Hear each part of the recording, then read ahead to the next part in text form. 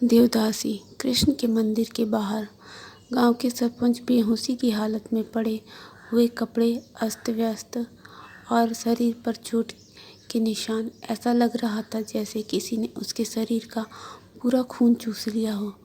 शरीर पूरा सफ़ेद पड़ा था और आंखें फटी हुई थी, मगर धीरे धीरे सांस अभी भी चल रही थी।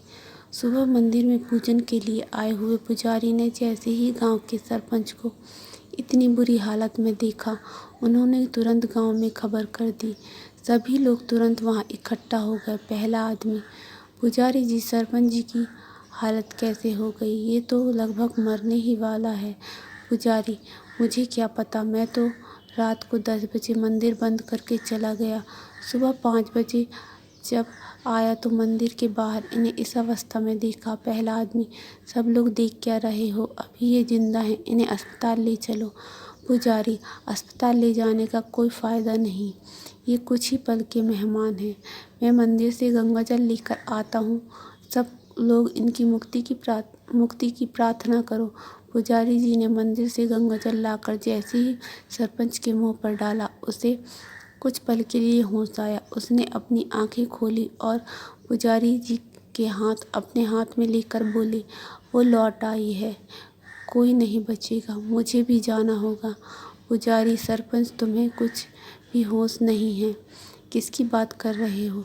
सरपंच, मृदुला, वो आ गई है। सरपंच ने जैसे ही मृदुला का नाम लिया, पुजारी और ठाकुर दोनों के चेहरे पर भय साफ नजर आया। दोनों एक दूसरे की तरफ देख रहे थे।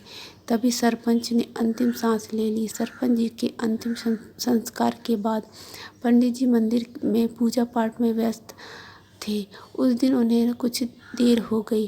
रात के करीब 10:30 बजे गए। पुजारी, आज कुछ ज़्यादा ही लेट हो गया है, मुझे तुरंत यहाँ से निकलना होगा। खुद से बात करते हुए पंडित जी ने जैसे ही मंदिर का ताला लगाया, मंदिर के भीतर घुंघरू की आवाज़ आने लगी। ऐसा लग रहा था मानो कोई नृत्य कर रहा हो। पंडित जी को लगा कि उनके मन का वहम होगा, मगर फिर जब घुंघरू की आवाज़ आई तो उन्होंने मंदिर का दरवाज़ा खोला और मंदिर के भीतर दाखिल हो गए। मंदिर की लाइट चालू नहीं हो रही थी। गुप्त अंधेरे में अभी भी घुंघरू की आवाज़ आ रही थी, मगर कोई नज़र नहीं आ रहा था। पंडित जी, कौन है यहाँ पर? सामने आओ।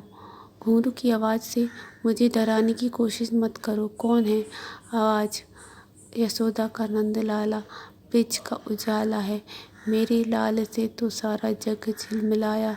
जू जू जू जू। सरपंच, मैंने सुना है कि पहले के लोग देवदासी प्रथा के जरिए शारीरिक सुख पाते थे। जो दासियां देवताओं के नाम पर आती थीं, उनसे देवदास सुख पाते थे। पंडित, ऐसा होता तो था, मगर अब ये सब कोई नहीं मानता। ठाकुर, यदि कोई नहीं मानता तो हम लोग मानने पर मजबूर कर देंगे। कल सुबह मिलते हैं। अगली सुबह ठाकुर और सरपंच ने पूरे गांव के लोगों को चौपाल पर बुलाया। ठाकुर, आप सभी लोग जानते हैं कि पुजारी जी युवावस्था में ही ब्रह्मचर्य का पालन करते हुए मंदिर में ठाकुर जी की सेवा पूजा कर रहे हैं। काफ़ी सोचने के बाद उसने अपनी बेटी को देवदासी बनाने का निर्णय लिया। मनमोहन, मैं अपनी बेटी को देवदासी बना देता हूँ, यही ठीक रहेगा, क्योंकि यदि मेरी पत्नी ठीक नहीं हो पाई तो वैसे भी उसकी देखभाल अच्छी तरह से नहीं हो पाएगी। मैं तो कई बार घर से बाहर रहता हूँ, ऐसे में कहीं कोई ऊंची नीच हो गई तो वहाँ पर कान्हा जी की सेवा में रहेगी तो कम से कम सुरक्षित तो रहेगी। सोचते हुए उसने अपनी बेटी मृदुला को देवदासी बना दिया। मृदुला ने पहले तो इसका विरोध किया, फिर अपना नसीब मानकर इस चीज़ को स्वीकार कर लिया। मृदुला बड़े मन से कान्हा जी की सेवा करती, उनके सामने नृत्य करती।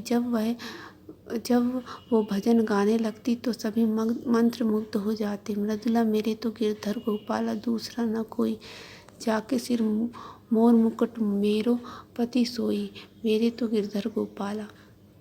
कुछ दिनों बाद जब एक रात तीनों उसे अपने साथ रात बिताने के लिए मना रहे थे, मगर मृदुला नहीं मानी, तो उन तीनों ने मिलकर उस लड़की के साथ जबरदस्ती करने की कोशिश की, मगर सरपंच जी के हाथ का धक्का उसे लगा और वो पास रखे मूसल पर गिर गई।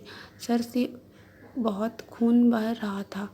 वो लगभग मरने की अवस्था में पहुंच गई। ठाकुर इसे वैद्य जी के पास लेकर चलते हैं। सरपंच, नहीं नहीं, ये सब सच बता देगी, इसे मंदिर के पीछे दफना देते हैं। तीनों मिलकर उसे मंदिर के पीछे दफना दिया। सब लोग अब मृदुला को भूल चुके थे। ठाकुर साहब पुरानी बातें याद कर ही रहे थे कि अचानक उनके कमरे की खिड़की पर दस्तक होने लगी।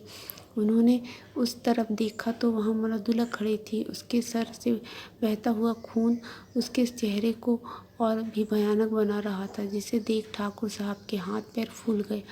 मृदुला, यहाँ आ, मेरे पास आ, मुझसे दूर मत जा, यही कह रहे थे ना आप उस दिन। अब आप क्यों मुझसे दूर जा रहे हैं? मेरे पास आओ। कहते हुए वो ठाकुर साहब के करीब आने लगी। डर के कारण उनकी हालत खराब हो गई। वो डर कर पीछे हटने लगे। वो जैसे जैसे उनके करीब आ रही थी वो पीछे हटने लगा। वो पीछे पीछे हटते हुए रेलिंग के करीब पहुंच गया। मृदुला धीरे धीरे उनकी तरफ बढ़ रही थी। वह रेलिंग से नीचे गिर गया और सर फटने की वजह से उसकी मौत हो गई। दूसरी तरफ पंडित जी का बुखार इतना तेज था कि वो नींद में बड़बड़ाने लगे और उन्हें हर तरफ मृदुला ही नजर आने लगी। फिर वो घर से भाग गए और घर से भागकर वो एक नदी में गिर गए। जैसे मृदुला का मंदिर से गायब होना एक रहस्य बनकर रह गया, वैसे ही ठाकुर, सरपंच और पुजारी की मौत का रहस्य भी किसी की समझ में नहीं आया। उस मंदिर से आज भी रात के वक्त भजन की आवाज़ें सुनाई देती हैं।